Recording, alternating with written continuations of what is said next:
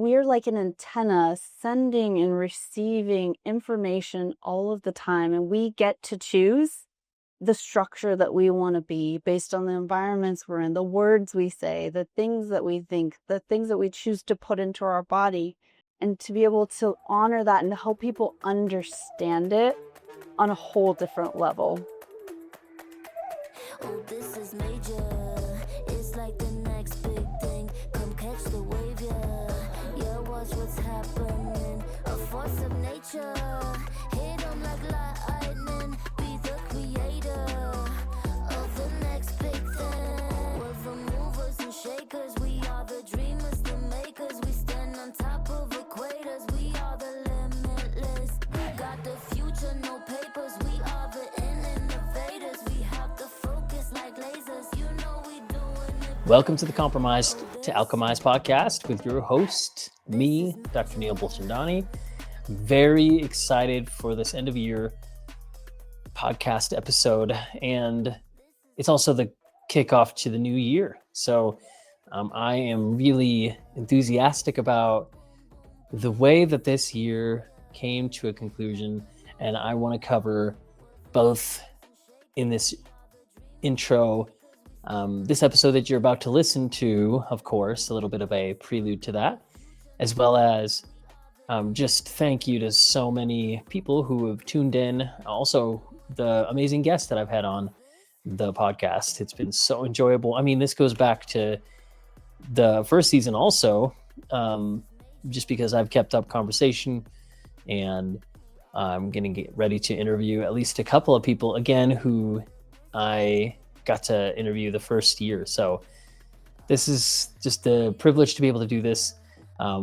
It's become much more than, the podcast, because it means these conversations can live in a place that others can enjoy, that you all can enjoy. And also, the snippets from them have led to some inspiration that I've been really blessed and privileged to hear. So I'm really thankful for that.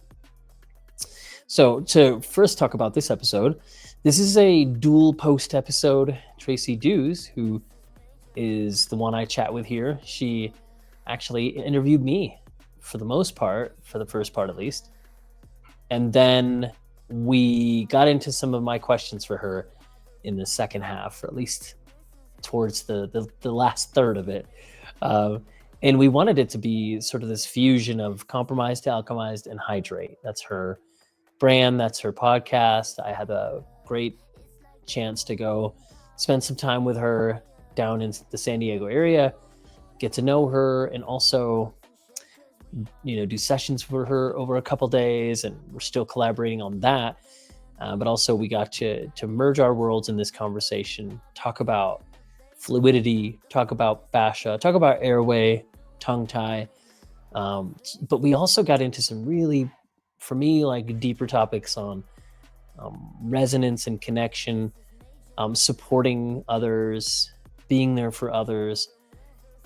So I really loved some of Tracy's, reflections on, finding mentors and being a mentor, but also just so when to know, like to ask someone to like be curious, when to ask someone those questions. And we're just talking about real life. When you see someone struggling, you ask them a question that might end up changing their life. And I've had that happen at least a couple times with people, like I mentioned on the podcast. So please listen in. And then Tracy also shares on her end.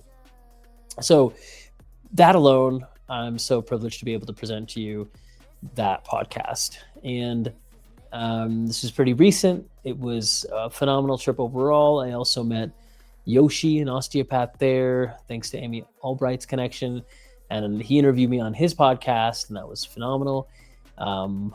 Boy, there's just too much to mention just about all that happened on that trip. So as I tend to do, I just want to go into everything. But I want to keep this relatively brief, at least in this part. But we also talked about on Tracy's podcast the system reset experience and my 2-day. I mean, I have a 3-hour experience where people come for the session, but I've had a lot of people come for these 2-day experiences where it's a highly curated 10 hours of healing, pre and post Zoom bookends, and an hour of integration at the beach where prefer people to come to Santa Barbara so you can lay a hold of the beauty and also get transformation, change, healing, answers, solution, all those things. So I highly encourage you to check out my website for that. But boy, I'm also really excited to touch on this the opportunity to have time with 3 pioneering, brilliant neuroacoustic companies: Harmonic Egg, New Calm, and Sound Health. So that's amazing. I've been able to have, so some of you heard my interview with Gail, who invented the Harmonic Egg. Then we have Sound Health, which is a company based out of the Bay Area. Just an amazing company. I've had the privilege now of coming on to be an advisor for the company. I love Sonu, the headband wearable. Also Spatial is the one for sleep. I've been getting sort of getting acquainted with that. I just there's so much to say about why I decided to collaborate on a deeper level with Sound Health. So I've shared some, and I'll share more.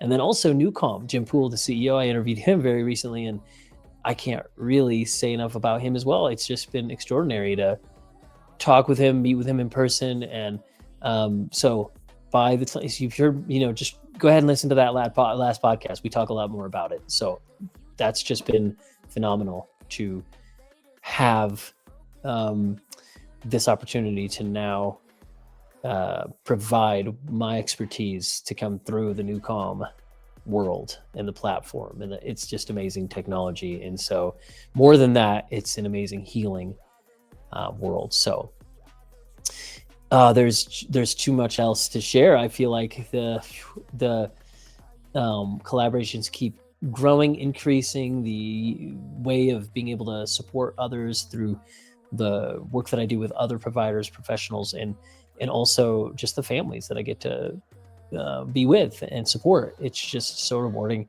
And as well, when I think about families, I think about my family, and we moved to Santa Barbara February. So from February to now, we're really loving it. And it's been a lot of change, a lot of growth, a lot of challenge. But actually, I recorded an audio podcast that I was going to use for my last episode for the year.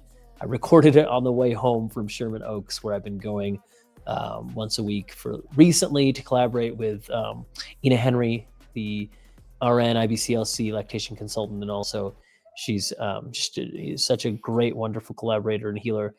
And I was working out of her office once a week in Woodland Hills, but then she shifted over to be part of a birth collective, founding one in the Sherman Oaks area. So it was driving home last week from Sherman Oaks. I think maybe it was the 23rd. And I recorded this hour-long episode. But one thing that I forgot to do was make sure that my mic was on, so the lavalier. So not that the audio was that bad. And it wasn't really that was the reason I didn't use that. It's more that it was like a great processing session for me. And I did go more in detail about some things that I would like to go more in detail about on this, but I felt like a snapshot would be better. Also, I'm doing this via video. And then also it was great. My podcast publisher, Alyssa, reminded me we have a couple episodes that I never shared. So this is one of them. Really thankful to share this. And Kat, also on my team, has been phenomenal at just making sure that I'm staying on top of things. So thankful for her in this year. I feel like starting out this new year, 2026, with that team in place is phenomenal. Another thing to mention here is that thanks to Kat, she's helped me branch out in terms of my holistic health bundle contribution. Some of you may have heard of this, but tongue press, I added on some content for babies. So I'm excited about that. And but mostly what I'm talking about here is the fact that we now have the opportunity from people, if you want to buy tongue press, you can get it now along with like 59 other courses for $50. And there's a deal on that's launching.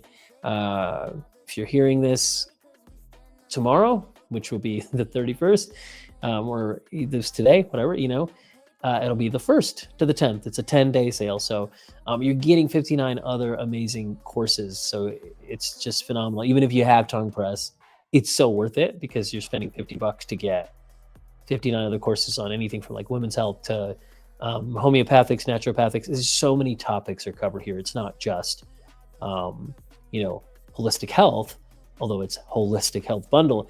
It's not just the, talking about the practices of naturopathy and homeopathy, and it's talking about hormones. It's talking about, so many courses on there that you can delve into and learn more about. So I highly recommend that. You'll see info about that in the show notes and also on Instagram.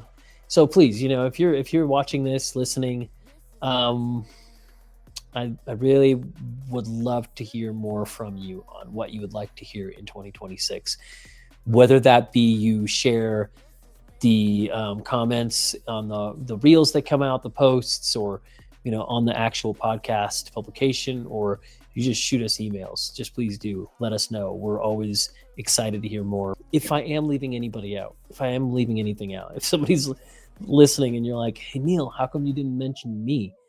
I just feel like there's too much to mention here. There were so many episodes that, like, when I thought about doing like a highlight reel, I'm like, well, I don't know how those people do it, right? I've loved listening to others. But I'm also going to say, like, get ready for the amazing interviews coming out. I've already interviewed some people that their episodes will be coming out this next year. I just really felt like their episodes would do really well here in the new year. And the themes that I have, this arc, this trajectory is, for me, a very intentional one. Oh, you know what? Here we go. We're sitting here in Crestline, having gone to Santa's Village, family trip. It's been cold. It's so cold, but so good. And I love it that here we go. Right here in the backdrop are things that really mean a lot to me when it comes to, you're going to see my website's being rebranded, and but there's music over there. There's the keyboard. There's an astronaut over there. Another love of mine is space, the cosmic realm. So you've seen me talk about the cosmic jaw, the cosmic mandible. So much more coming out about that. And of course the globe, just talking about, the travels, the connectedness across the globe. And I'm very, very, very excited to just continue those, connections. I also am excited to talk more about the cosmic mandible, to talk more about the cosmic realm and space, and talk about these analogies when it comes to these uncharted territories of the floor of the mouth, but now from a more creative kind of perspective. And music also has been soaring, skyrocketing again for me in what my passion is, and pursuing more of a dedication towards the cultivation of that. So again, neuroacoustic companies, getting to collaborate with them, like, for me, is a dream. And also it so aligns with one of my major, purposes in life, one of my major desires, passions, dreams. Paulo Coelho, personal legend, his simple definition: what is your dream? What do you desire? What do you love? And I love to sing, and I love to help others produce the sound they were destined to make. The expressive arts is one way, but it's way more about the voice, intuition, agency, breaking off those shackles from our own voices. And yes, the feminine. Yes, that is a big part of this, because the feminine could refer to women, but it could also refer to the intuition, the voice, the flowy way. We need the masculine as well, with the scaffolding, the structure, and the strength, but both have their place. So those polarities for me are something that, to me, make a big deal. I want to make a big deal out of them, or they matter a lot to me. Anyways, this is way longer of an intro than I planned. But let's just say I felt like this is a great chance for me to say, thank you. Here's where I'm going. Here's where I've been. And for those of you who faithfully journeyed with me for the whole time, like, just know I really value you. I also love the ones who've come on more recently, and that the ones to come. So we'll do like a beginning of year where I tell you more about what's going to go on for me, and of course maybe I'll do another one where I talk more about my Substack publication that's now back in action, and I'm doing more posts there, and I'm also talking about what's up, what's up for me, what's in store for 2026 for some of my trainings that I'm doing and the organizations that I'm training as well, and then some of the speaking engagements that I have. And so for all of you, Merry Christmas, have a Happy New Year. And if you're hearing this in the new year, I hope it's been an amazing start. It is for me, and I can't wait to see all that's going to happen play out as I've seen it in my mind's eye. I've seen some of it come to pass. I see it, and yet there's nothing like living it. So here's to that.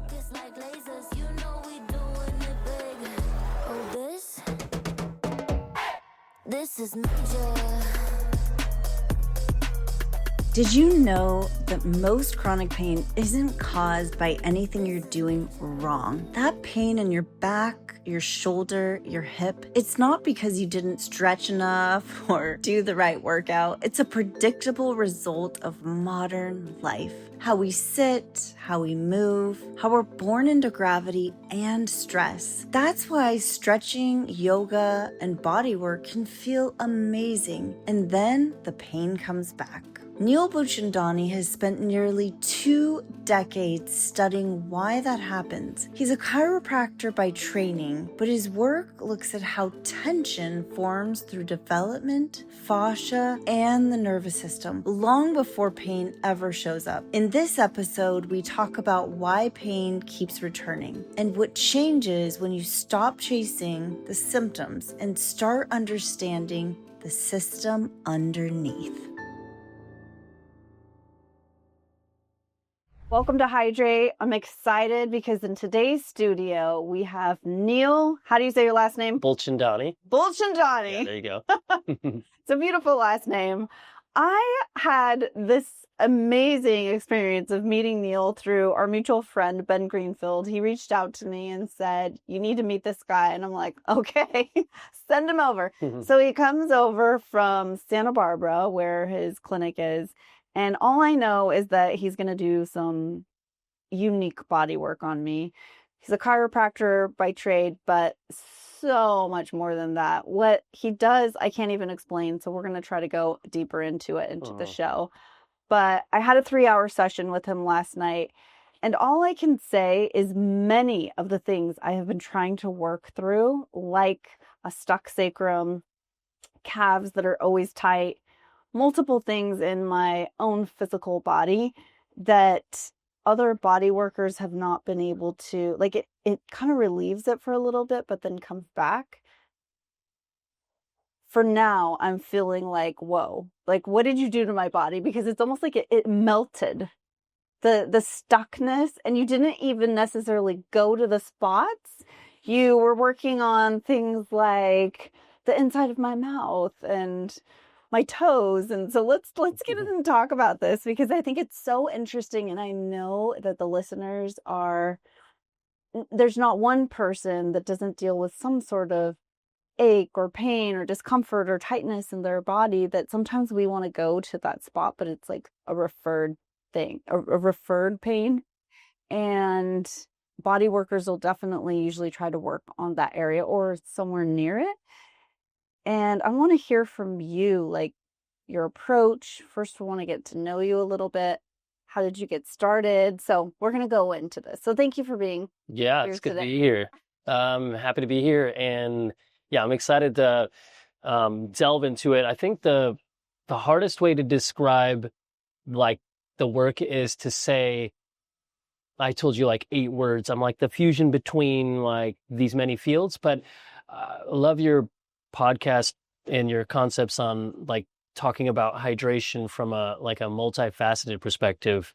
I mean, I look up, see the clouds and they are moisture, and then we have like water that freezes and it's so hard. And so I do think of like fascia that way. But I also like to say, I think I said this to you yesterday, I'm like, I really care about fascia, but what's underneath that? It's like we are in a time where we've been talking about the body without fascia, and now we're like hitting that topic of fascia. And I've heard some amazing healers on your podcast share their expertise, and I'm like, oh, I love that.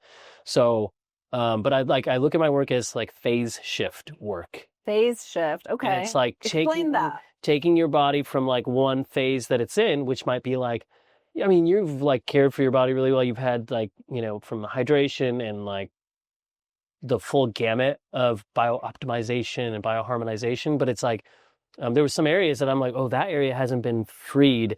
And so how can we get that hardened or frozen or rigid area unlocked? And I'm like, it's probably been worked on this way, or like the ways I've worked on it. And I'm like, ooh, but how can I go to where that came from, which is usually like the embryology, how we form. Yeah, you were saying that to me, which was so fascinating. You had mentioned that some of the things that were stuck could have been in utero, and you were noticing, oh, this, like, give an example of something that was stuck that you're like, this is probably in utero. Yeah, I mean, there's like your like the tension on your Achilles tendons and the calf muscles. I'm like, oh, it is rigid, and there's a bunch of reasons like that could be. But usually by now I can feel like when I see like the left leg has like fascial tension on the gastroc muscle and the soleus, and it inserts it at a certain place on the tibia, that's usually when this like pharyngeal arch formation issue happens. And you're pointing to the mouth when you say pointing to the mouth. A lot of people don't know. So in the mouth, pharyngeal arch formation. mouth. Yeah, mouth formation issues. Yeah. And that happens in the first like 4 or 5 weeks when you're forming in utero. Forming. The palate's forming, the tongue is forming. Coming together. Totally. The head and everything. Everything comes together there. The other thing happens is, so the tongue forms, this place under the tongue called the frenulum or frenum forms. It's this band of connective tissue that connects it to the floor of the mouth. And the floor is this soft space that's inside the jaw, that's beneath the tongue. And that is like the place that I've been poring over, investigating, categorizing in my mind, and on like all the patients that I've seen. Like, what happens at the floor is like a mirror and a like an aperture or lens through which I see the body. And so I've created a system on how to address the floor of the mouth, and to then see through the floor, like you would see a reflection in the water. What's the rest of the body doing as a result of what happened in the floor in utero? Mm-hmm. And then how can I go to those places? I have a map that I created that has like 70 places in the body that when the mouth forms weirdly or not in an ideal way, like tongue tie, or the maxilla, the palate's narrow, or when you have tori, which are these bony growths on the jaw, like those things I know, we know in the field of airway and feeding healthcare, we know those things happened in utero. Mm. So then, because of the work I've done for like the last 9 years specifically in that, although I've been a healer chiropractor for 17 years, it's that work where I can see, when I see that tension on the calf muscle there, and on the right side, I see that calf muscle insert into a different place. As in, meaning, I'm going to like disrupt some of the knowledge about anatomy here. If you don't have tongue tie or like palate narrowing, you don't have this other way the muscles insert to a different place on the tibia. I've seen this over like these 9 years of categorizing countless patients. So when I see that on you, I'm like, I'm pretty sure that if I find where the mouth has tension and where in the body or in the spirit or the emotions, where in the body there are trapped tension, and then how that can unlock the mouth once the mouth frees up, the lips, the cheeks, and then this upstream, downstream, like diffuse shift happens in the body where it turns like something from rigid to like butter.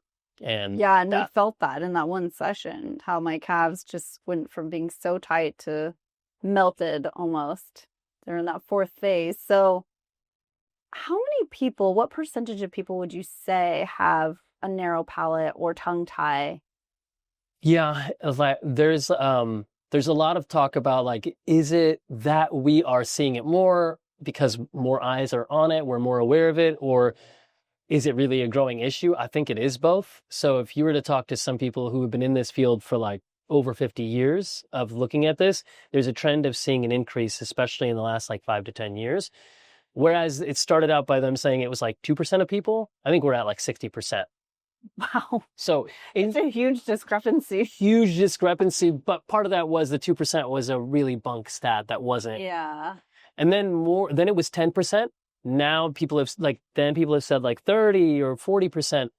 But, people like James Nestor with Breathe and other people who have come out in our field with knowledge of that are saying like it's due to like the anthropological changes that are happening, and we're just eating, we're not getting enough chewing, and we're all these things, the pesticide, I believe, some of that is all the environmental toxins. Some of that's there. And so I think it's just basically been on a steep increase in the last few decades, because I'm seeing it a lot more in my field, my practice with people now than before. But when I see like 80-year-old that has this issue, I'm like, that 80-year-old is not dealing with the increase from 5 years ago. Not only is that 80-year-old dealing with this issue because they grew up with this, they were born with it, but usually that information comes not from their parents, it comes from the egg that formed them, and the egg that made that person that's 80 happened when that egg was in the mom's uterus, right? So we're talking like 2 generations. Wow. So it's been there forever. There's a lot of references to it that have been around for, a long time. Yeah. I think there's been an increase, and so over half people have this issue. Both of my daughters had tongue tie, and we went and got it lasered, but I had no idea the depth that I learned from you last night, how there's just so much more. It's not just about getting it lasered. And then I had my mouth checked and they said, no, you don't have any tongue tie. But when you and I were working together, you said it was slight. It was so subtle that maybe it got missed, but it's there enough that it's impacting certain dynamics in my body. Yeah. Function, right? Mm-hmm. So I love that. I was like, wow, I love to learn new things, because once we know something, it's not bad news, it's good news, because now we can do something about it. This education. You mentioned something about chewing, and I want to go back to that, because we live in a society now where, I'm speaking for myself, I love a liquid diet in a lot of ways. I live off of elixirs, smoothies. I mean, it's just like on the go, quick, easy way to get nutrition. But they always say, chew your liquid and drink your food. Because tell us about that. You're supposed to actually chew to create mastication. Yeah. When you're drinking a smoothie, not just gulping it down. Totally. Yeah, my sister Shivali is like a great example of like, she would drink these like smoothies that look like mulch. And I'm just like, what? It's like, because I was a latecomer to holistic, ways. Yeah. Growing up in like Western-based kind of household, I was, used to things that just tasted good and sugary. But then, my sister started introducing holistic ways. So she started bringing in these smoothies, and I'm like, that looks like you just barely blended it, right? I'm thinking like so I wanted like a smoothie that was perfectly blended, that was liquid. So I grew up kind of like, I see her, and then I started having them, and I'm like, ooh, but then now I love that, because I know, okay, it might not taste this smooth, but I'm going to chew those bits. Yeah. And it's a little easier to chew when there's something to chew. I think it's hard to chew when there's nothing to chew, because when you're having soup that's purely liquid, it's good. I think we need like a blend of liquid and kind of substances that we can chew. But there's also things like the Mayo Munchie, and it's this like really great tool that this person named Mary Burke designed. And it's like this silicone-based thing you can put in your mouth, and you chew, and it's really meant to grow your jaw. And it predates some of the recent ones that have come on that you've seen. This is a chiropractor who inherited this company from her dad, who was a dentist. She's been on my podcast. She's brilliant.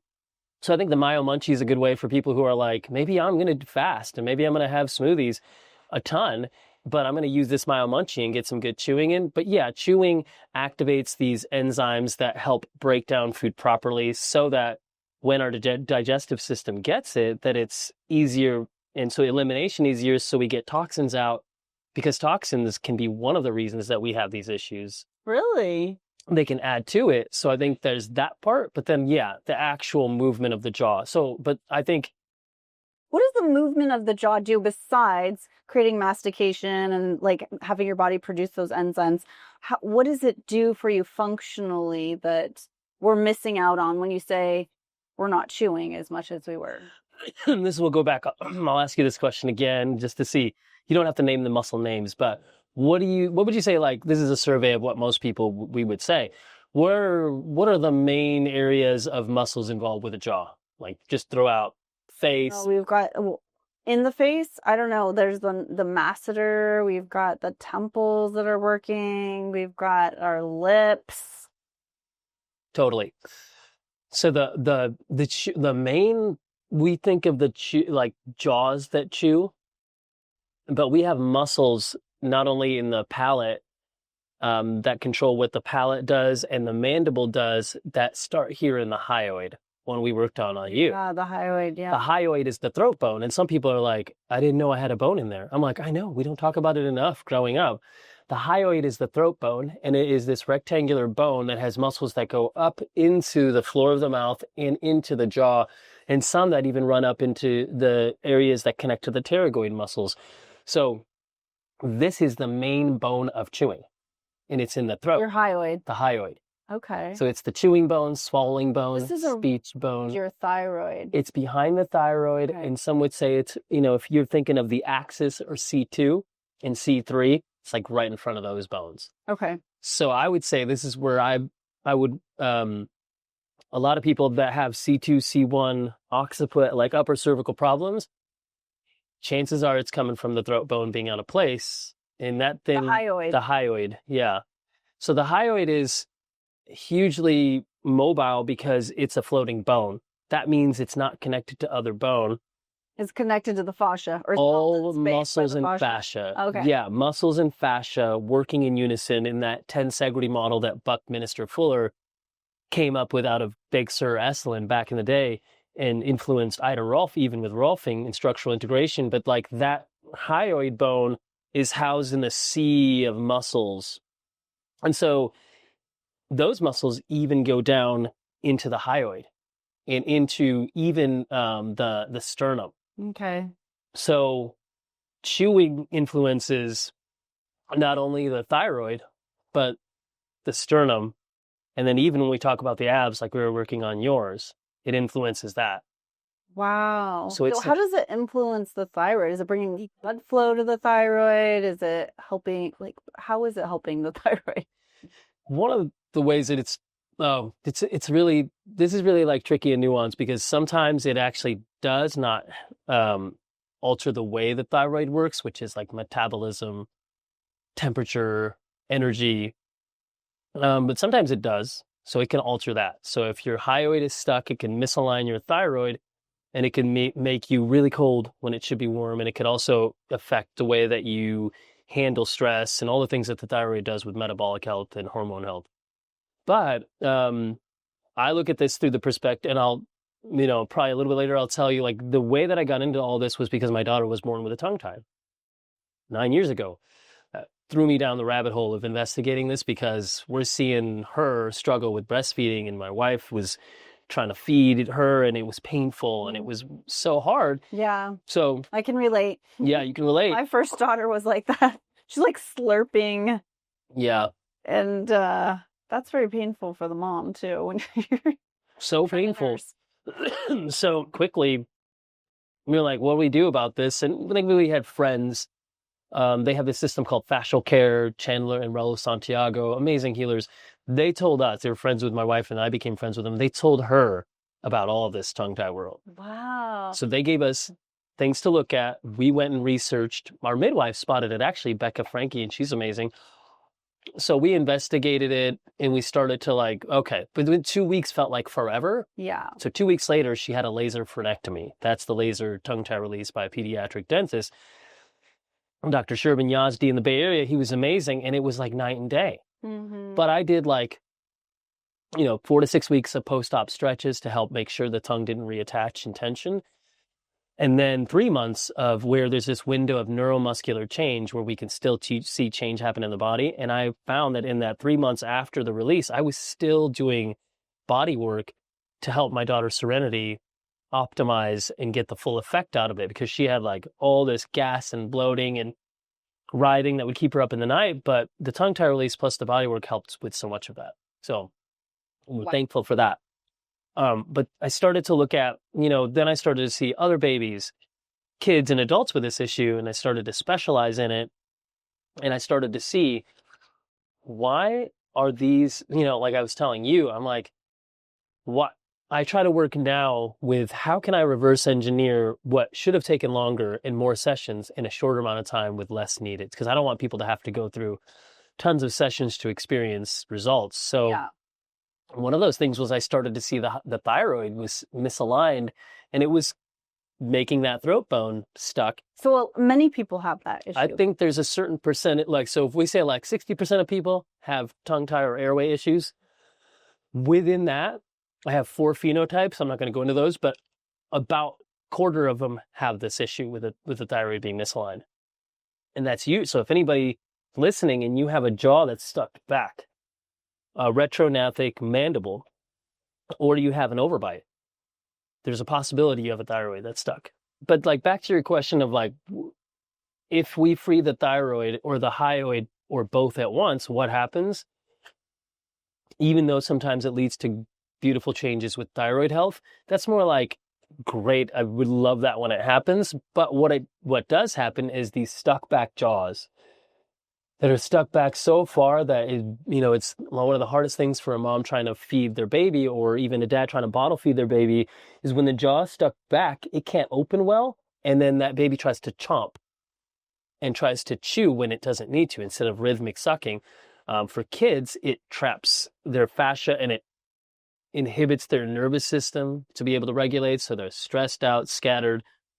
We could even talk about ADHD, but in adults, they just don't get right airway. They have sleep apnea, things like that. So the thyroid is a huge player in that. And so when we can free the thyroid and the hyoid, I call this move the mandibular glide. I can see that mandible glide forward. Whoa. And open up the throat, open up the airway, get the tongue to lift and do what it's designed to do, which is to breastfeed if you're a baby, or bottle feed, or all the other things that we need the tongue to do, which is tongue should go to the top of the roof of the mouth, so that it can. That's where it should rest all the time, right? Yeah, and so that we can breathe through our nose. Tongues are resting at the bottom of their mouth. Yeah, this was a whole new thing for me when my daughters, before they went to get the laser done for the tongue tie, we were seeing a myofascial specialist, and they saw this lady for a year, because I wanted to work with her before we did orthodontic care, to just make sure, to prep for it and to make sure, do they really need this? Totally.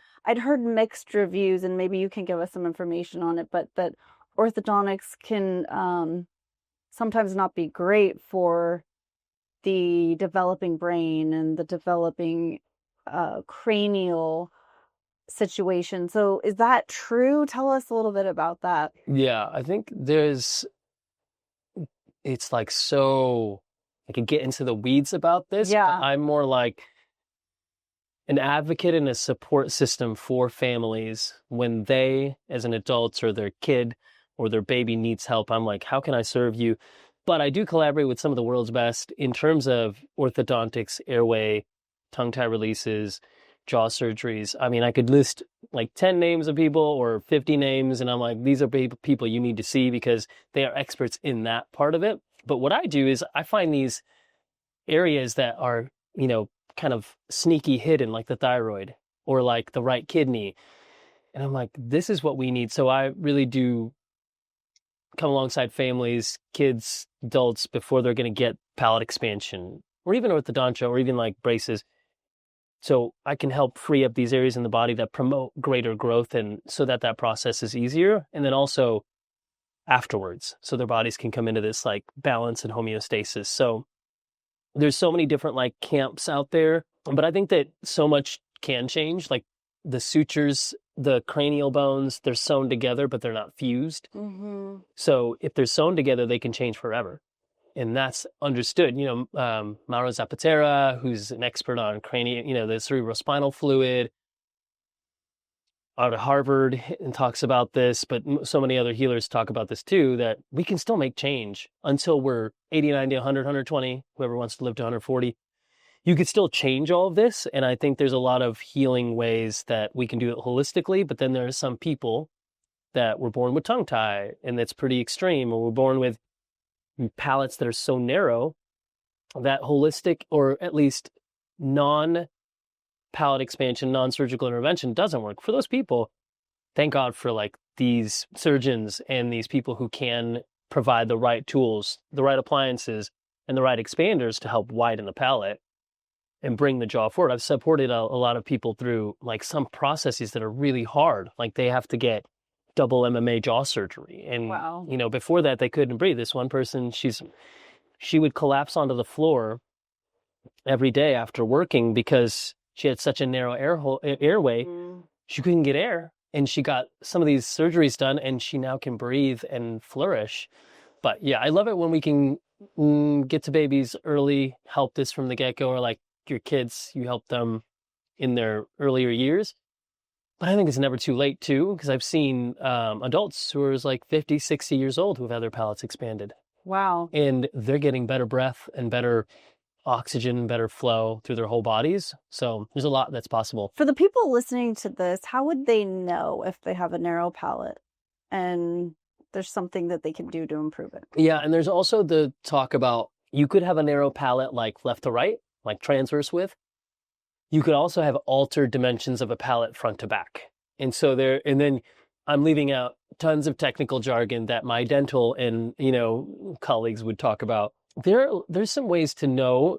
I mean, if you stick your thumb up on your roof of your mouth, inside your mouth, and you feel the palate hugging your thumb, hands down, you've got a narrow palate. If you're like, you know, older than 12 to 14 years old.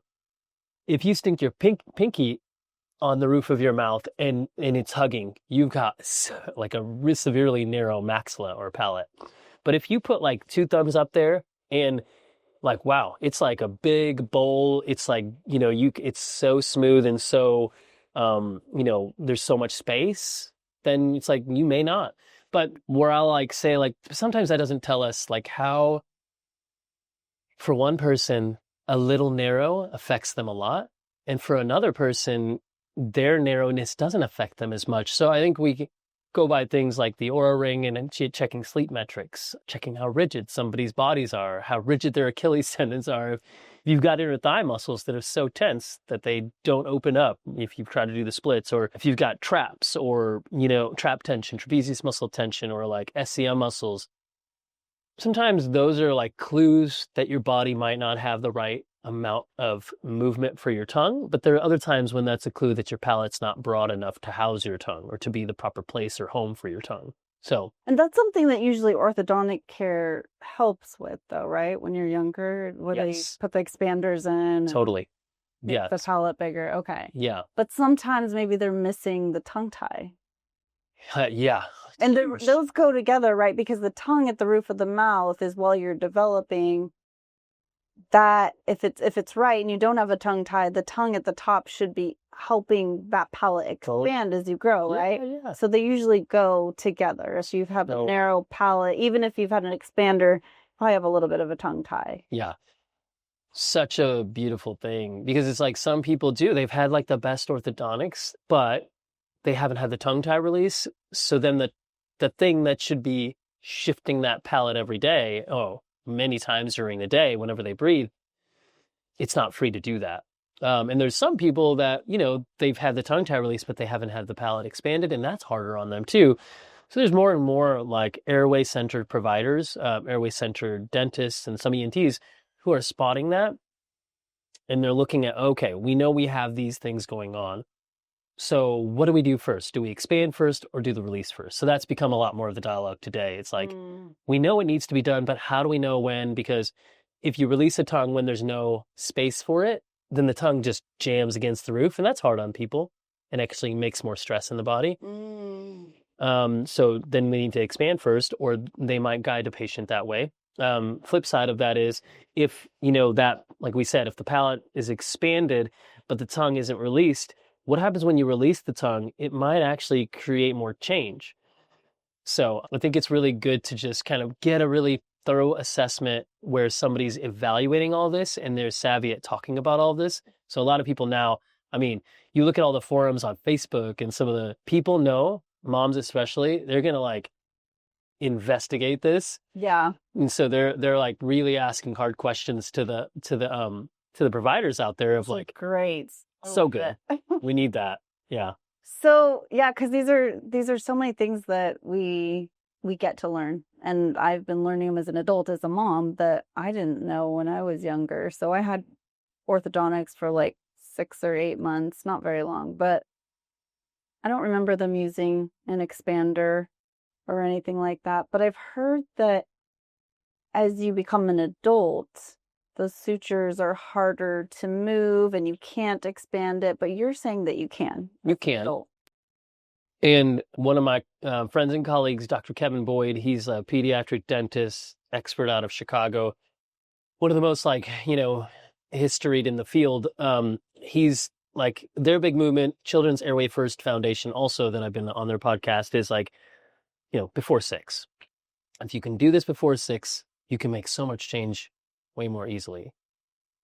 But to all the people out there who are like, I didn't know about this when my kid wasn't 6, right? I mean, it's going to stress you out, right? So I'm like, we take it easy, We're right? doing our best. Just do our best out here. I'm one of them. We in our family are like, we know it all, but can we do it all? No. Yeah. So before 12 or 13 is another. Also, it's expensive too. Costly. It can be.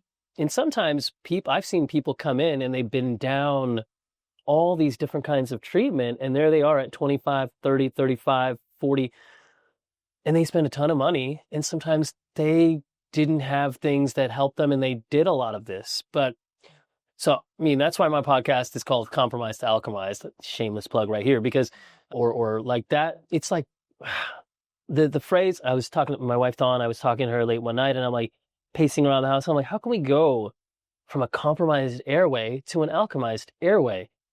Because we're so compromised, and like, this is so messy. This is so hard when you're in the nitty gritty of this, or when you're a parent with kids, you're like, oh my gosh, what do I do? When do I do it? When do I have time to think about what to do? And, but we're just all trying to survive. We're trying to just drink the healthiest smoothie out there. no, and then chew it whenever we can, right? We do. See, that's why I'm chewing. No, I'm just kidding. Lozenges to help me so I don't cough, but I'm also chewing it. Like how do we do all the things? And it can sound so confusing and so overwhelming. Well, that's why I got rid of the airway part, because how can we go from compromise to alchemized? Yeah. It takes a village, and it takes friends and support. And also, it isn't through this healing modality or that. It's through like words of affirmation, or my wife's work in embodied validation. She's getting her PhD on that, and she's putting forth this work where it's like, sometimes the best healing doesn't come from a body worker. It doesn't come from a expander, because people have done all those things. It comes from like that one moment you look at the sunrise and you're in the ocean and you cry, and you're like, all of a sudden everything melts and you find hope, but you also might find healing. So I think we need to hydrate. We need to look at how do all these things work, because it's not just about if your palate's narrow, widen it. Spiritual, we're emotional. So much more. So I feel like we gotta like look at the broader picture and find, we might be doing everything, but then somebody else is going to mention, well, what about this? Have you done that? And it's like, well, no, but how can we integrate and come to a place where we're seeing change happen and helping bring about healing? And so I think we have like taking a grounded approach to some of this. I love really that you good. said that, Neil. I really appreciate that you brought that up, because it can get overwhelming. Even this conversation we've had is so educational, and it helped me, and I'm sure so many people are learning from it. But there may be some people listening to this going, oh, another thing I need to do. Yeah. Right? Or, oh, wow, I didn't realize that I may be broken in this way too. And it's not saying that we're broken. We love to learn so that we can always optimize. Also, what you said about being these spiritual beings who it can be an emotional thing. And sometimes the most potent medicine is love, and learning how to love ourselves. And it's so generic, but it's like a journey, because I feel like we're all learning how to do that. And it's like an onion, layer by layer. Once you think you love yourself, you get hit with another challenge where you realize maybe I don't to the level that I thought I did, because everything's a projection, a mirror of ourselves. So to the level that we can love others is the level that we can really love ourselves. And it's this constant learning, and we're growing. And I love that, because the show is about education. It's about learning. We want to understand things, but we also don't want to feel overwhelmed and like something's wrong with us. You taught me so many things about myself that I didn't even know last night. And you gave me hope too, in that you didn't just tell me, oh, this is out of balance or that. You were like, okay, here's what we're going to do about it. And I love that. So let's talk a little bit about, if somebody is listening to this and they're like, I want to invest in this. I want to go further with understanding this because I'm dealing with low energy during the day, or maybe I feel like I'm not getting enough oxygen, or even facial balance, or people are getting so many things injected into their faces. And you're talking about how the mandibular like can be pushed back. Mm-hmm. So I'm sure aesthetically that's a huge thing that like, oh, you don't need to do something surgically with that. You can just work on it to get your body into balance. And then a byproduct is you're going to look more symmetrical. Yeah.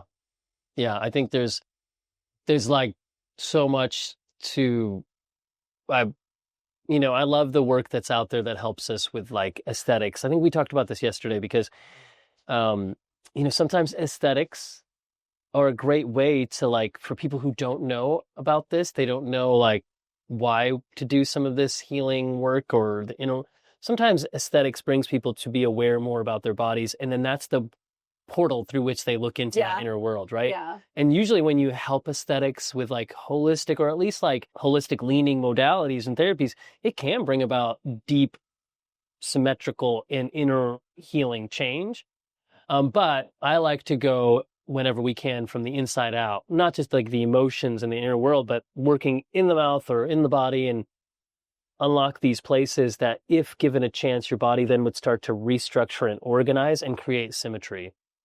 So I was working on like your sphenoid, and I was working on your mandible, and, all these bones, and even like that right zygomatic bone that was too scrunched in. And sometimes, like, even when I was trying to work more on symmetry, and I was trying to get that bone to drag this way in my earlier years of working on this, and I was even trying to get the jaw to come forward, I wasn't going to the fascia and the organs in here and even lower. And when I started to do that, then I started to see this rippling up, and I would see this like really big change without almost like things are unwinding. Mm-hmm. Yeah. Yeah. So I think it's like, sometimes it's an exploration to see each body's different, and we might need to go into like checking you standing. And I have people like, if I'm checking them in the chair and I'm working on them in the seated position and then the prone or on their back, then I had you stand, and I'm like, oh, all that work we just did, some of it went away. So now we need to work on you standing so that we can help align you according to gravity. And that's where I see more permanent change. And I think I'm also liking that because it leads to more depth of change within somebody's physiology, but also their structure. And with that, then we can see that it lasts longer. My work lasts longer now than it used to. I just get frustrated. I'm like, why do you keep coming in? I keep needing to adjust your right kidney. People are used to hearing me say that. I'm like, this is the third time I've adjusted your right kidney. That shouldn't be happening. Oh, because you have ab separation, diastasis. Oh, because when you lie on your left side, your kidney falls out of alignment. So we need to work on you in that position to titrate your body and to customize it to the fact that when you're on your left side or right side, whatever it is, we can adjust the kidney. It'll stay aligned so your energy levels can stay high. And because the kidney often does influence the mouth, that can help your tongue, your mouth, and even your symmetry. Wait, what did you just say? The kidney influences the mouth? Kidney and the mouth are so connected. How? Tell us. Okay, about, well, so interesting. It's the rabbit hole of embryology. So embryology is the way we form. The kidney starts growing in near the sacrum. And then there's 3 kidneys in utero. we end up with one kidney. But this is what the embryology is so cool when you dive into it. I've interviewed the first 10 people on my podcast are world leaders in embryology. So it's a good listen if anybody wants to go listen to it. I'm going to dive in. The kidney starts in the sacrum, and there's 3 of them. And then eventually, like, it comes upward and it lands as one kidney. Okay. So when we form, we're like this, right? We're scrunched up, little embryonic. And then as we form in utero, we start to unfold. And by the time that we get out of the womb and into the world, we're like, okay, we're this little newborn that's like this. But we start, it's kind of like our feet are near our mouth. Yeah. And also our kidneys and our hips and even our kidneys and our chest, they're so close to one another. But there's actually tissue that from the mouth and tissue from the sacrum that are kindred and related. And so another good example of this that I talk more about is the diaphragm forms in the throat.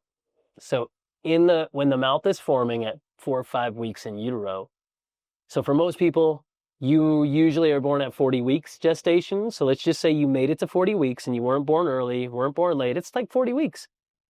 Well, at 5 weeks, 35 weeks before you were born, your mouth forms. That's going on. The same time your mouth forms, your diaphragm forms in your throat. Most people don't know that, right? They think of the diaphragm as this belly. Wait, you're saying 35 weeks that happened? At 5 weeks. Oh, at 5. So 35, at 35 weeks your before you're mouth born. forms? Oh, 35 weeks before. Okay. Yeah. So like if you have tongue tie, that happens at 5 weeks gestation. So then for 35 weeks, you're in the uterus, in the womb, growing and forming around a tongue tie. Okay. That's the thing that is like confusing is the way I said it. But so the same time your mouth forms, your diaphragm forms in your throat. A couple weeks later, it moves down to the chest. And then about 10 weeks gestation, it lands in the belly. So where it starts in the mouth, where you have 60% of us with tongue tie and those issues, there's fascia glued here. Because tongue ties are made of tight fascia. That band, that frenulum is really thick, bound up connective tissue. It's a different kind than the fascia in the rest of our bodies. It's thicker and you can't stretch it. And so when the diaphragm forms here with a tongue tie, when it comes down, it's like pulling and stretch. The descent is not as easy. And so you see all this fascia that spirals into this pattern of restriction down to the belly. And this is the right side of the diaphragm is bigger than the left side on almost everybody. That's just the way the diaphragm is.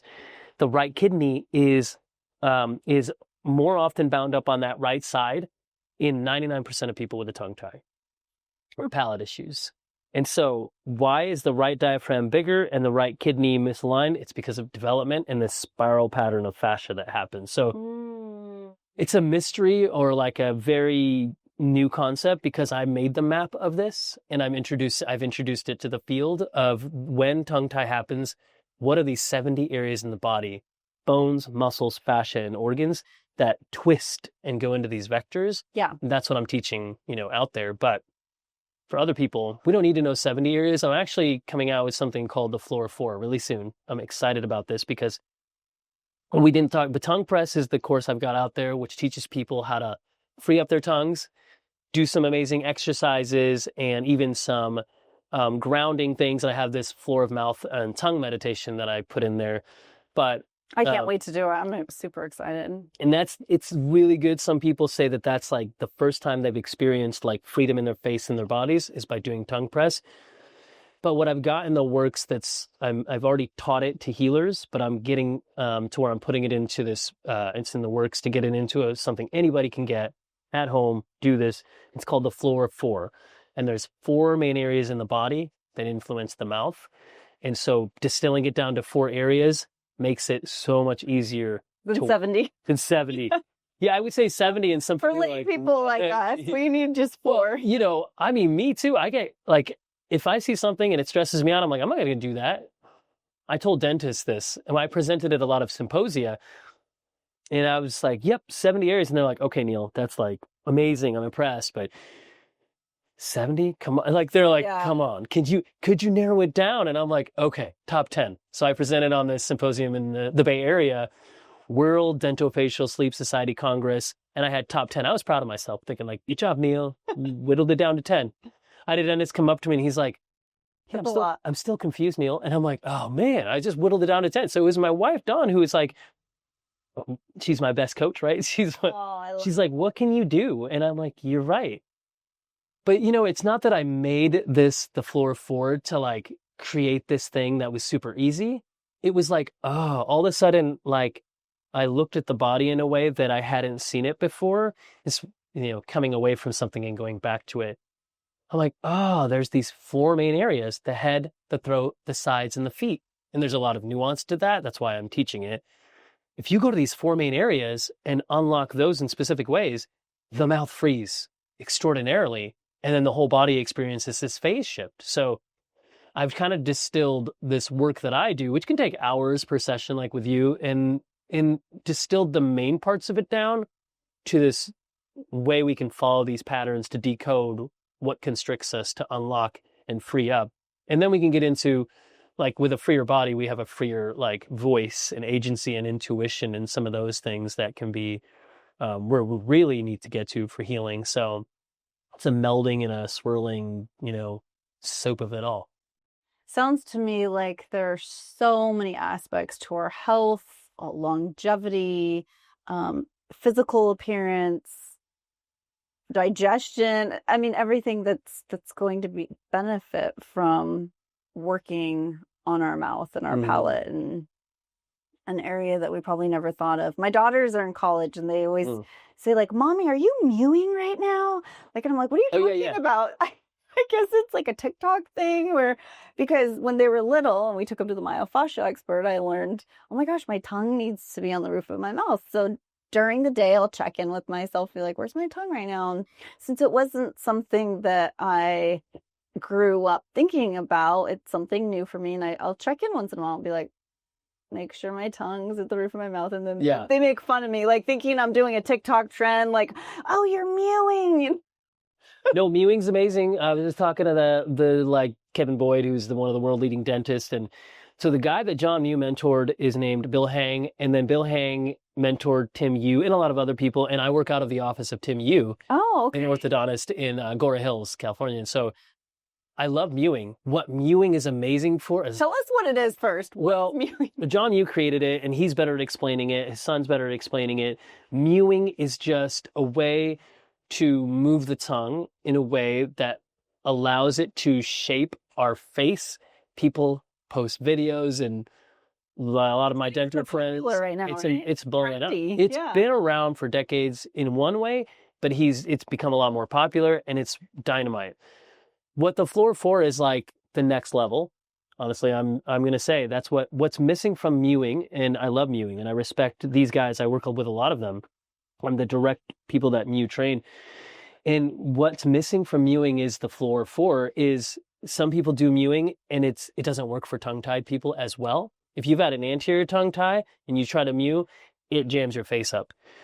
So people that have a mild tongue tie or a grade 1 or 2, it works really well. But for a lot of people out there, their kids or them, the floor 4 unlocks the organs that trap the tongue. Okay. So that when you do mewing or tongue press, which I'm really pushing people towards, it allows that to happen in a way that doesn't stress. It relieves. So, what's the difference between mewing and tongue press? Because you've mentioned both. Mewing is about the mechanics, and it's brilliant. Like that work is one of the ones that I would consider. Like you have like many amazing people out there, Robert Slovak, that you would consider mentors.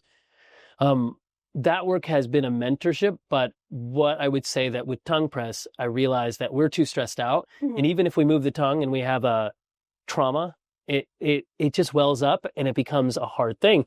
So built into tongue press, I have a tongue meditation where I bring people through, and maybe we could do that, or I could just have us do it. Let's do it. Let's do it now. Let's do it now. Way better than words to explain it. Okay. Right? So, so you can do this, Tracy, where I'll just like tell you and walk you through this, and anybody listening, I'll do this in a way where you can do it if you're driving. It's nice if you don't have to do it when you're driving. So first of all, I want you to orient yourself. This is going to be about like 2 minutes or so of a little bit of interoception, tuning into your body. I'll have you do things with your tongue and movement, and then I'll have you open and close your eyes. That's just to set the stage. So somebody's like, what is he going to do? So if you want to close your eyes, do that, but I want you to become aware of where your feet are. Okay. You can take shoes off or keep them on. It doesn't matter, but it's mostly just about you have your feet. They could be bare or they could be in shoes or flip-flops. Where are those surfaces of your foot resting? So if your shoes are resting on your chair, be aware of that place. Take a second and just tune in. I'll also have you pick out a sound anchor. We have this nice waterfall. Pay attention to a sound around you and just listen to it for 5 seconds. And remember that. Okay. Now with your eyes closed, I want you to direct your awareness to your tongue. First of all, where was it a second ago? Is it on the floor of your mouth? Is it on the roof of your mouth? So if it's anywhere but the roof, go ahead and put it up there and get as much of it up there as you can. The front, the back. Some of you need to do the clicking sound just to make contact. Good. Suction it. So talk. Suction it. And yeah, get the whole tongue up there and keeping your tongue up there so it's stuck on the roof. Go ahead and open your mouth so your tongue gets a stretch. It's called cave or suction, lingual palatal suction. So now I want you to just take a moment and in that stretch, so if you lost the stretch, go back to it, tongue to the roof of your mouth and open your mouth so you're stretching your tongue. Feel where your feet are. Okay. If you're standing, feel how your weight is. If you're sitting, maybe feel how your bottom touches the chair or your back feels. Breathe. And then now I want you to come back and we're going to do a couple movements with the tongue. So I want you to take the tip of your tongue and I want you to coat the palate or the roof with your tongue like you're painting it from side to side, from front to back. So you can start on the left and go left to right until you paint the whole palate from the front to back. And you're just gliding your tongue on the palate and the roof of your mouth. Then I want you to go from front to back. You can start on the left or the right and go front to back and glide your tongue. Front to back, like you're skating or sliding. This is a workout.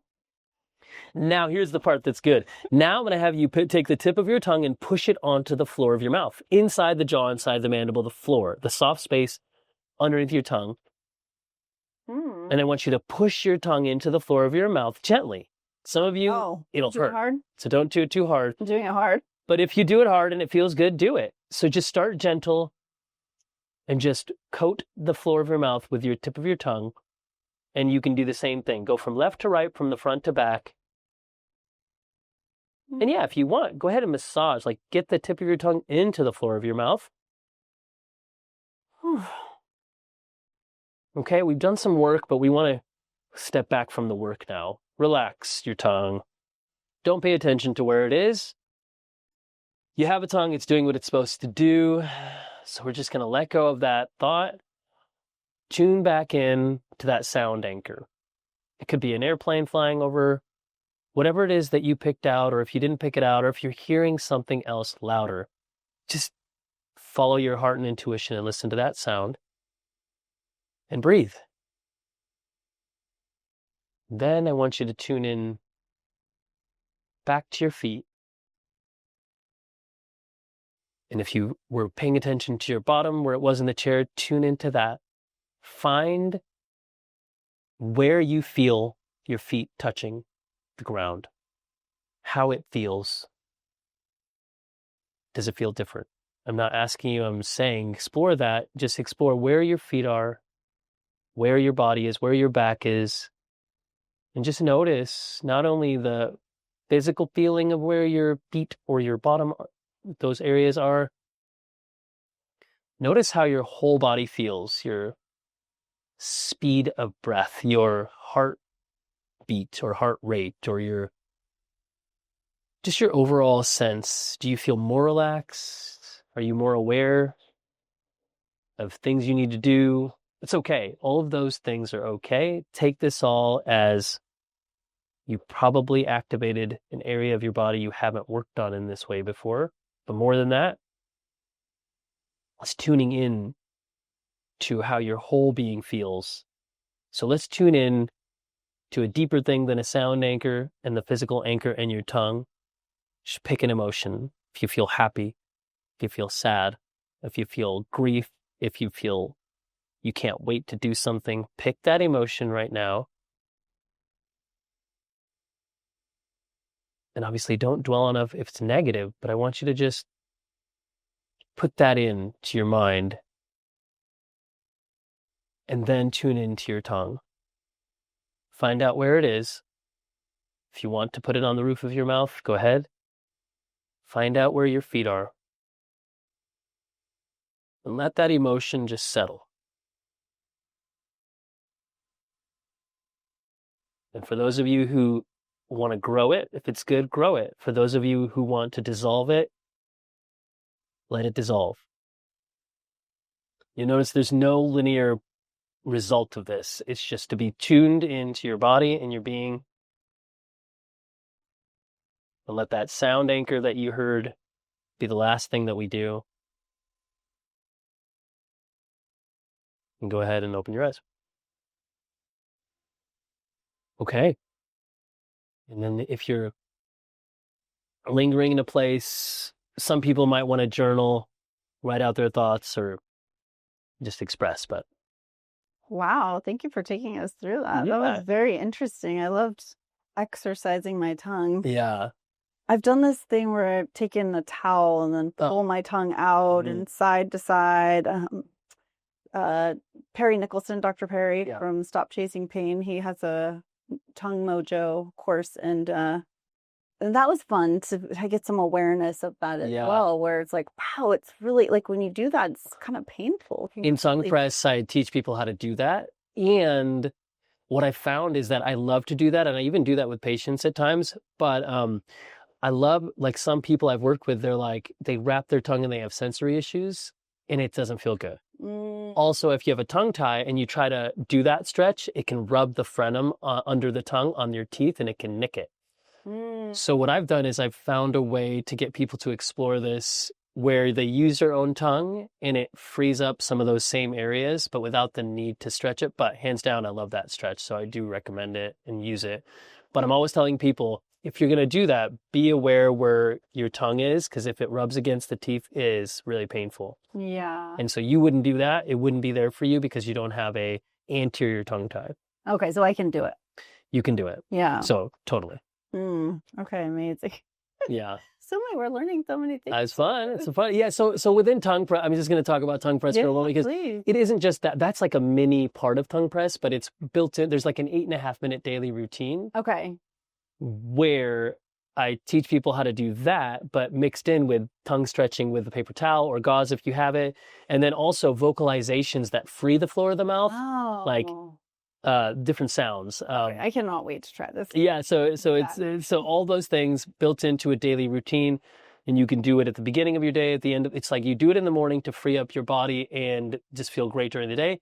You can do it at night to enter into sleep more easily. So it's great for like multi-purpose. Okay, that's awesome. So that's so interesting because we know now that the face yoga, love face yoga. All the things you can do. I'm obsessed. I love like working with the fascia and the bones in my face too, because that's where there's stem cells in there. Get that activated. The bones are alive. Get them activated. And I mean, I don't know. I'm just trying to do all the things I can to preserve the integrity of what God's given me here. But I think that we are missing so many things, like with the tongue, and like if we can tie all those things together, then we can get a broader spectrum of taking care of our face and our whole body together. Yeah. And that's, what you brought in there was like, if it wasn't for these downloads that I would get from the ethereal realm, from God, like I wouldn't know any of this. It's not like I was figuring this out, like, oh yeah, no way. I was like, okay, I'm thinking about this, but if I just let go of that and follow the flow of intuition, that's how I started to like find ways to help people. Wow. And then out of that, it became a system. And then I started creating it. And then I made it into a flow so that I could follow it. But without those downloads, I totally wouldn't know any of this. So, okay. I want to ask you a couple questions, but So I'll give you like a heads up and you can think about it for a minute or two. On Compromised to Alchemized, I love asking people this question of it's based on my inspiration for the Alchemized part of my podcast is The Alchemist by Paulo Coelho. In that story, Santiago the shepherd is following a dream, and this mystical king Melchizedek asks him this question, or he says this phrase. He says, "The universe conspires in your favor when you are pursuing your personal legend." And so a personal legend is like a destiny calling what you're put on this planet to do. I furthered Paulo's definition to say, but it's also like a legend on a map, that place in the corner where it shows you how many miles like a centimeter is, or there's trees over here. Like, so it's that place on a map that shows you how you know where you're at on the journey. So I want to ask you what your personal legend is, both in like, what do you put on this planet to do? I think a lot of people know. And then how do you stay anchored into that? Or what are the ways and practices that keep you on that path? So I really feel like my personal purpose is one that we all have, and that is to be loved by God, to be able to experience the true unconditional love of divine. And when we are so filled with that love, then it pours out through us like living water. And then it's this like conduit for love where I get to receive. I'm not looking horizontally for love. I'm not trying to go, I need this person to like me. I need this from this. I am looking up to my divine creator and letting that abundance of love flow into me. And as it flows, then I become this conduit where I get to share it. And the way that I feel that I'm put on this earth to share that love is by reminding people of the divine crystalline structure that they are, that their body is 99% water molecules, and it is so divinely orchestrated that we are like an antenna sending and receiving information all of the time, and we get to choose the structure that we want to be based on the environments we're in, the words we say, the things that we think, the things that we choose to put into our body. And to be able to honor that and help people understand it on a whole different level. That's what I feel like. And there's so many things that we get to learn with water about the structures of it, the frequency, how light impacts the structure and how that structure impacts the function. We have so much more to learn. It's like the more that we learn about water, the more we realize how much we don't know. And it's such an exciting journey to be on. And that's why I feel like I'm here, is basically to help people remember the love that they are and have hope again. Because so many people are in pain in their body, whether it's emotionally, physically, spiritually, they feel there's a deficit. And to remind them that they're not broken and that we get to just sit in the love of divine, and everything we want is already there. And when we receive it, we come into coherence in our physical being. And like you were talking about, sometimes healing isn't just about the things we do or the things we take. A lot of times the most potent medicine is restructuring this water body back into coherence. And we do that with love. Yeah. Love that. Wow. Yeah. So good. And so, I mean, it's like with that, I know it's been a journey you've been on. How do you, like, are there like, how early did you know that in life in one way? And then how do you keep knowing that? How do you tune and tap into that reality that shows you, yes, Tracy, you're on the way? You know, is that, those times in prayer, meditation? Is it clues along the way? Kind of like paint that picture if you could. I love that question. I feel like I was really blessed to grow up in a home where God and understanding the love of God was at the forefront of our home and the way that we were raised. And so I feel fortunate enough to, at a very young age, have had this like really strong hope and excitement that anything that I want to create in the world, I get to co-create with the divine, and Yeah. it's limitless. And how exciting. The only problem I have is I can't do all of it probably, so I need to choose something. And then part of that path is learning, well, what are your gifts that you've been given? Because all of us have been given unique gifts. Yeah. And so then you get to discover over time. And so this has been a process discovering, well, what are my gifts? Chances are your gifts are the things that you love to do, that you're good at. You don't even realize you're good at it because it comes so easy to you that you don't even realize it. So it's like, oh, that's just, second nature. And other people are looking at you like, how do you do that? That's usually one of your gifts, right? And so I think part of it is life, like discovering over time. And so it's been a journey. And for a lot of people listening to this, I know I was just talking to someone yesterday who was like, I don't know what my purpose is. And they're feeling depressed. And I thought, I can relate to that. There's so many times in my life where you hit a stagnant place where you're like, what am I even doing? Why am I even here? What's my value? And it's almost like that next step where you take the things that you've learned, the trials, the crucible moments, and those are the things that build us. We aren't usually building in the joyful times. We're building in the times where we're being humbled and we're carrying our cross, and we're like, okay, this is heavy, this is hard. And that's where we're building the strength for that next step. So I encourage whoever's listening, if you're in that place where you're feeling discouraged, we've all been there. I've been there so many times, and I still hit that in life where I'm like, I'm kind of in that space now where I love what I'm doing, but there's like, I want to get even deeper. And it's like, how exactly do we want to do that? To what extent, to what level? And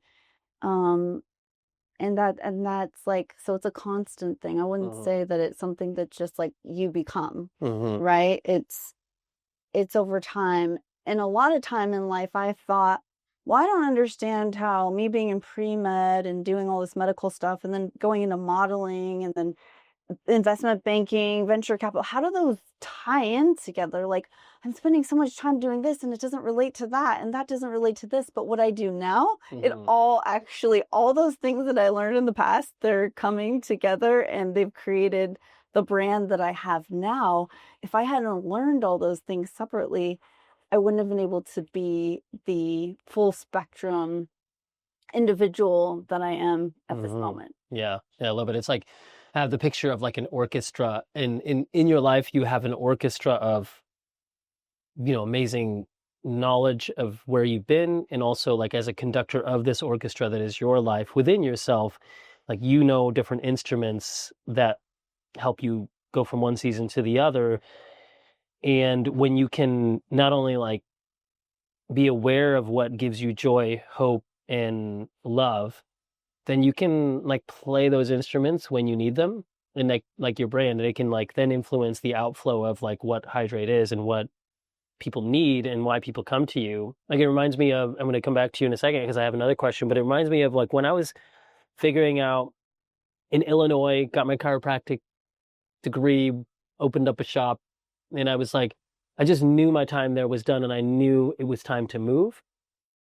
But it was a hard moment because I thought I always envisioned my life in Illinois in opening up a practice and then serving that community. But then I felt this moment by the river in my backyard when I was meditating and tuning in, and God showed me in a vision a bunch of things. And one of the things he said is, have you watered my children lately? Wow. And I'm like, okay. Neil that needs to know is like, okay, guys, you're talking about, yeah, have I watered? What do you mean? What are you talking about? What children? The babies? The kids? Because I, chiropractor. So he didn't need to say anything. I just need to step. Oh, right. You're talking about the people that I saw in California when I visited in Redding, where we've been from 2010 until just 8 months ago. And you mean, have I brought nourishment, love, care to people? And who are the people? And that's how I knew I was supposed to go there, to Redding, and serve that community for a while. Okay. So, but then I got to writing, and I got into this place of deep inspiration, and I was in a flow, like the beautiful moments. But then I got into a stagnant place. Yeah. And I'm like, oh my gosh, I just feel like depressed, and what's going on? And I feel like I don't know what to do, and like I feel so stuck. And I was just actually, this is going to make its way into the chapter of a book that I'm dictating. Anyways, recently I was walking the beach in the Bahamas in Nassau, and I was reflecting on this moment where this guy named Caleb sat next to me on the table. He came over, and the only reason he came over was because he saw the depression in me. He knew it was afflicting me, and he said, Neil, what's going on? But we didn't spend a lot of time digging into it. He's like, have you gone out and encouraged somebody recently? Have you prophesied over somebody? Have you given love? Have you shared? And I was like, yeah, I did. And then I'm like, no, okay. You're saying something and I need to listen. So I outflowed love and nurture and encouragement to some people I saw in the next few days. And that outflow not only brought light and brightness to people, but it broke down dams in myself. Yes. So I feel like for some of us, like, yeah, we need to be nourished and receive for sure. Hands down, some people, you need that right now. You need Neil or somebody else to go in an outflow. Yeah. But there are times in life when I've been like, oh, my lack is out of the underflow. I need to outflow and shine and share and really help people, because my sense of what I'm struggling from is not recognizing and being grateful for and aware of what I do have. And so I think when you can see somebody else like come into their awareness of something and be like encouraged, and like whenever we can do that, I think sometimes that is an answer to that. Yes. So I found that. Absolutely. Yeah. Yeah. 100%. And I think most people listening to this can identify with that, where we've all had those moments where we're excited, we think we're on the right track, and then we hit that stagnant place. And I think it's just part of being human, but maybe we get to get excited about that when we hit that stagnant place, because like, oh, we're hitting a new level, when you're playing a video game, and it's like it's the next level, and there's always that testing period before it. So maybe instead of getting upset, we get to get curious, and we get to get excited. Curiosity. Oh, I have one more thought, and then I have a question. But okay, my brother Arun said this one sentence to me back in 2015, right before we had our daughter, and my wife and I had gone to Montana on that trip to. I was telling you about. Was I telling you about that? We went to a friend's wedding. Glacier National Park was there. On that, we had just grieved a miscarriage, and that was horrible. And like, to say that out loud, I'm like, anybody that's going through that or any of that, I'm like, I feel for you. And I just want you to know, like, I'm a man who's married to somebody who went through miscarriage. Yeah. I lost my child, but it was early. Those that have lost, I know that it's the hardest thing. And so just let water and love come to you right now. There's nothing that replaces that. And when we were grieving that miscarriage, anyways, I repainted a lot of our office furniture fuchsia because we were inspired by that. And we're like, it's black and white, but we need love and, some excitement. So I painted all of it fuchsia. And anyways, one thing led to another. And I realized one day as I jogged to Trader Joe's 10 minutes down the street and back, and I sat on the couch wheezing with horrible asthma. And I'm like, what is going on? I can't even run. I had thought I dealt with this, and I realized I had been weightlifting and doing all this, but I hadn't challenged my cardio. So this moment in 2015, I was like, wheezing, horrible asthma that I'd had since I was 4, that I thought I was better with. And so I started running on the trip to Montana. And when I came back from the trip, I went from only being able to run like down the street and back with horrible wheezing for a half an hour, needed an inhaler, to I could run 1.5 miles without stopping, no asthma. So I'm on this run with my brother on the 5th of July, the day after we came back from that trip, and I'm running with him, and I start to get tired, and I'm hearing this negativity voice within me. I'm like, oh, I got to stop. So I say to my brother, I got to stop. And he's like, why? Are you having asthma? And I'm like, no. Oh, I don't need to stop. So I kept running, and I hit 2 miles. Really? Thanks to Arun. The next day I ran 4 miles without stopping. The day after that, I ran 8 miles without stopping. Oh my. And then 2 weeks later, I was in the British Columbia and Vancouver running the sea wall 14 miles without stopping, no asthma. 9 months later, I ran my first ultra marathon, which was a 31 miler. Wow. The thing that kept me going during that ultra marathon and during my trainings was we had recorded my daughter's heartbeat, the one that we had 3 kids now, daughter Serenity. We got pregnant with her. My wife got pregnant with her while I was training for this ultra. So we recorded at the midwife our, Doppler, the heartbeat. And like I have all these 1-minute recordings. So I put them onto my iPod, old school nano silver iPod that I would listen to, plugged in the headphones, put a band around my, shoulder, my arms so I could strap the iPod to it so I could run. Whenever I would get tired or weary, I would hear that song. Her heartbeat would come on. And I would hear it. Oh, wow. The cadence of a little baby forming in utero's heartbeat is fast, right? Yeah. When I was running the ultra, the Way Too Cool 50K in Auburn, California, back in 2016, I think we were like a few months from her being born. I was getting really tired, and it was a rainy season, so it was running through all these valleys. We had 21 creek crossings where you had to jump across a creek. When I got really tired, I had put in all these tracks so her heartbeat would come on, and I'd go, dee, dee, dee. I had this wrapped in this song where I said, I run to the rhythm of your heartbeat. It's teaching me how to love her through knowing her heart so that when she was born, I had this cultivation of my heart. Well, anyways, I think that going from grief of miscarriage to hope of this daughter being born, defeating asthma along the way, I learned there were too many messy, dismal moments in there. From one day to the next, it could go in between. Yes. But yeah, for me, it was really helpful to like have that anchor of her heartbeat. Yeah. And stay on that path. Hear my brother's voice saying, why? Because his one question to me, it wasn't a statement saying, Neil, you got to do it. He's like, why? And I'm like, oh. He was curious. Curious. Back to your curious word. I'm like, all I needed was a curious brother or friend to ask one question. And that question is changed everything. And a lot of questions, a lot of statements have changed everything. So I think it takes somebody who's willing to hear one word and change their course of action. But it takes one person who's willing to ask a question, stay inquisitive, but also to stay tuned in. Because if he didn't say that, and if people don't, so I think this is also an encouragement to speak up, so, okay, my question for you, where's a moment in life for you? There's a twofold question where you saw, when you spoke up and you saw how that helped somebody. So kind of like where you flowed out and it helped someone, and maybe it helped you too, but just kind of wherever that sparks you. What comes to mind? I think the curiosity thing, because we can tell people our opinion, we can tell them what we think, and a lot of times that's not what people are looking for. They're looking for your presence, someone to hold space, to know I'm supported, I'm seen, I'm loved. And just like a therapist, a lot of times they're not telling you what to do, they're getting curious. Well, tell me about that. And then you start talking and you solve your own problems. So the time that stands out in my mind the most is my 2 daughters.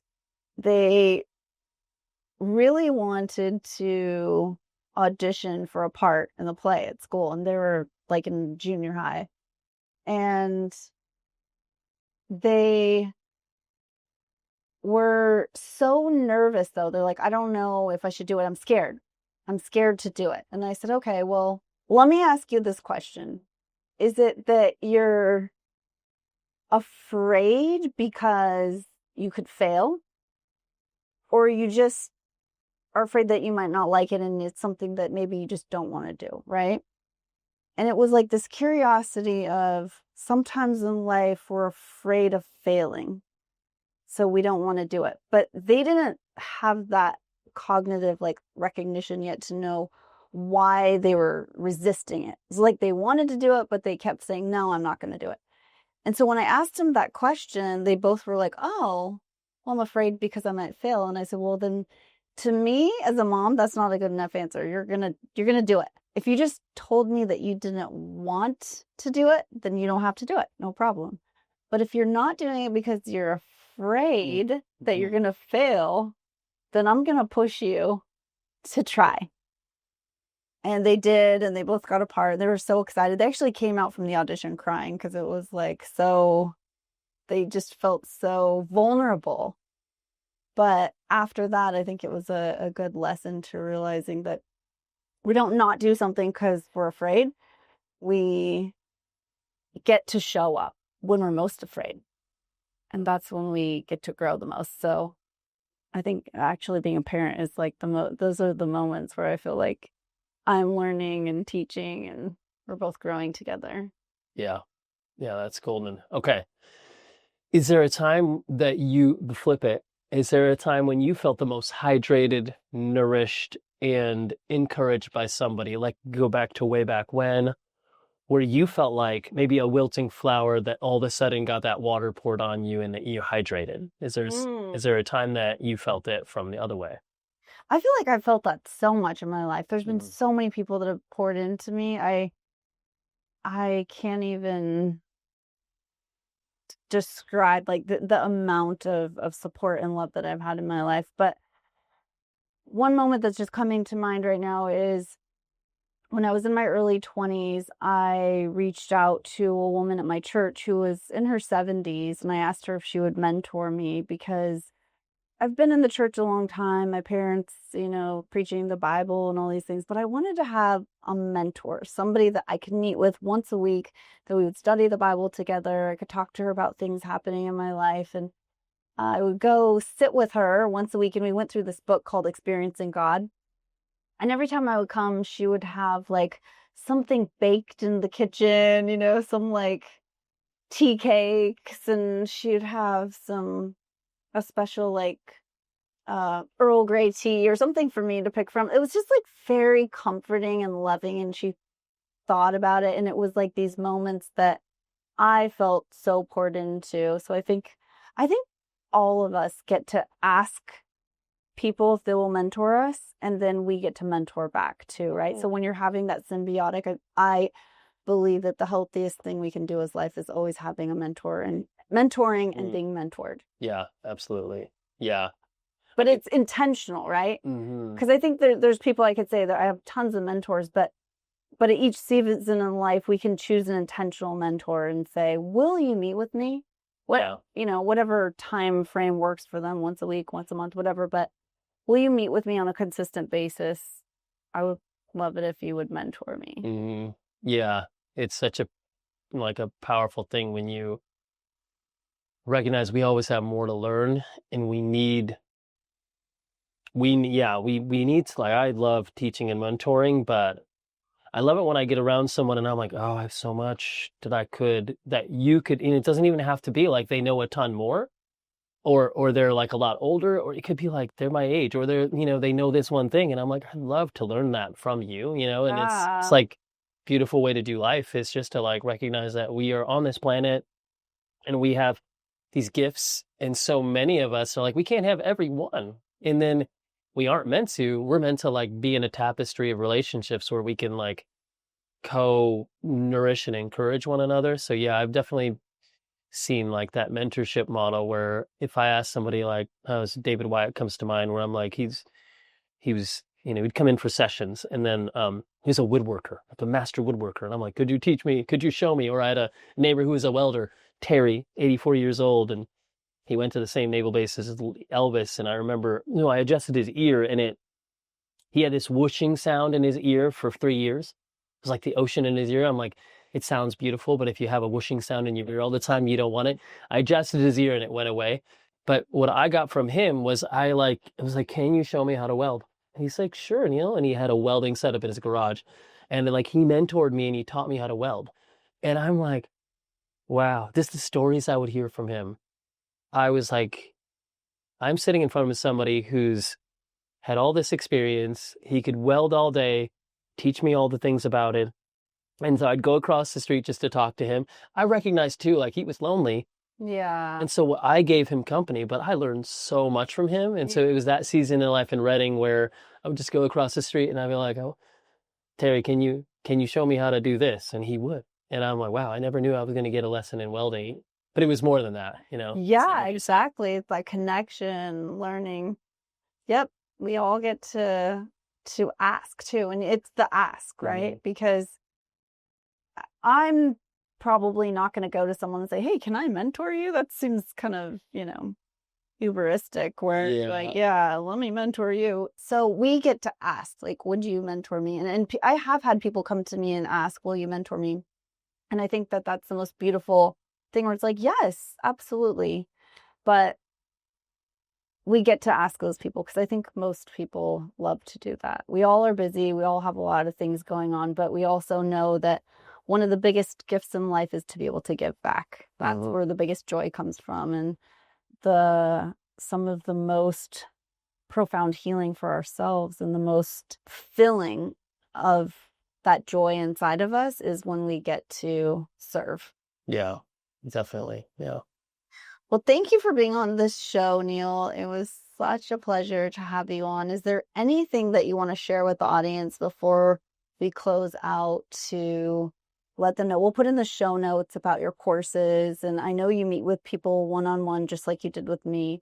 And people can go to your website and book. You're in Santa Barbara. You also go to LA and then Redding as well, or? Right now it's it's definitely Santa Barbara's home, and that's where I love people to come. And then I also do like a day in LA, a day in Agora Hills. Okay. And then I go to the Bay Area as well. And sometimes in San Diego. I mean, sometimes it's and now all of a sudden I'm like, oh, it's so good to be here. Now you're going to be in San Diego. So yeah, so people can just like, babies to adults, babies, kids, adults, any of the things we talked about. I love helping moms through the prenatal, infertility to fertility, prenatal, postpartum, or families, or, when we're talking about like getting through those, peak performance kind of mindset changes and body changes. And I do have that 2-day experience where some people I was telling you, somebody just booked, they're coming in from Texas, somebody's coming in from Vegas, somebody's coming in from Utah for the system reset experience where over 2 days, we do like 9 hours of body work, an hour of movement rewiring at the beach if you're in Santa Barbara or there's a beach nearby. And we do like a pre and post consult to set it up and give you recommendations after. And it's just like this really like chrysalis type healing experience. Some people might be like, can I really take 3 hours of body work? And I'm like, it doesn't have to be deep or rough. It doesn't have to be all body work. It didn't feel like 3 hours. Yeah.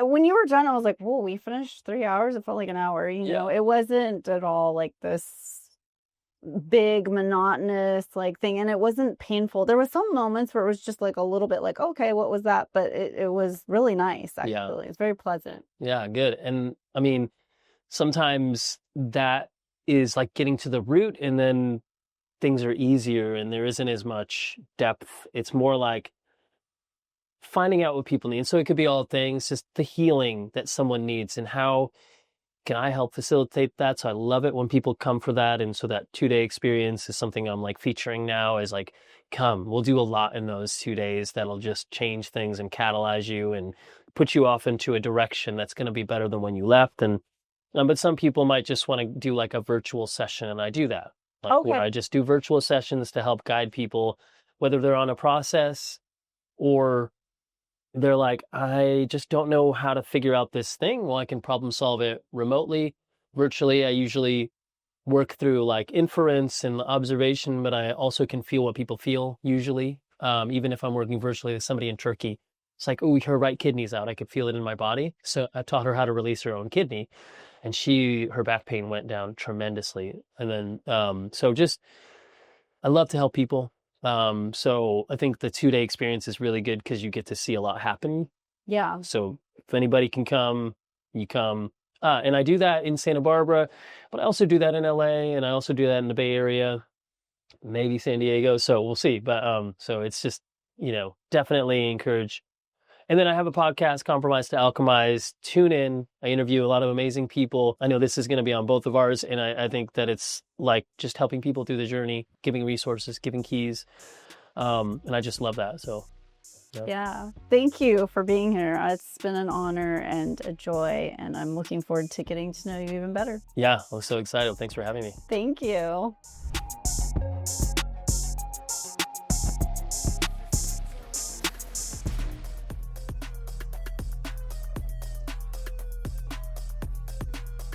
This is major.